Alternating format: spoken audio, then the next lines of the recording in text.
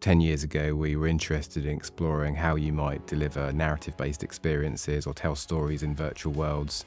Not only did it become apparent that you needed to be able to create highly realistic three-dimensional environments and worlds, but also you needed to populate those worlds with people. Going back to the early days of film, you had big productions that would require thousands, tens of thousands of extras. And obviously, through visual effects and through the digital filmmaking process, in the modern day, that's come down. But there is still a requirement to have a lot of people to propagate an environment. The team set about looking at how we could improve upon the state of the art for realistic, easy to work with digital humans. And volumetric capture is one of the solutions which we offer as part of a suite of capabilities. And we've been fortunate to work with studios including Sony Pictures, NBC Universal, HBO, Marvel. The shows most recently that have used our pipeline include Whitney Houston, I Want to Dance with Somebody.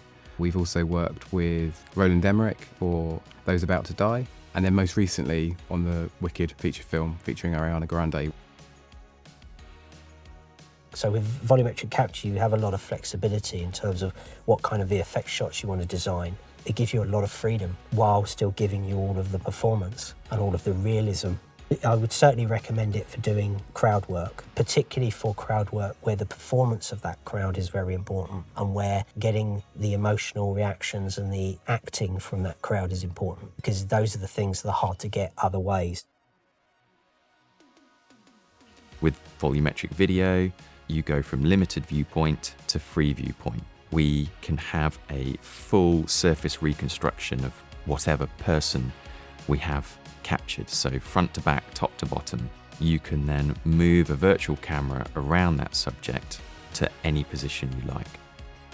With the Whitney project, there was the ability to use some of our captures to fill gaps in shots that we hadn't intended to do. So we were able to use some of those characters in scenarios which normally we would shoot a blue screen or green screen of real people for, and then sort of create an element that we would slide into that shot.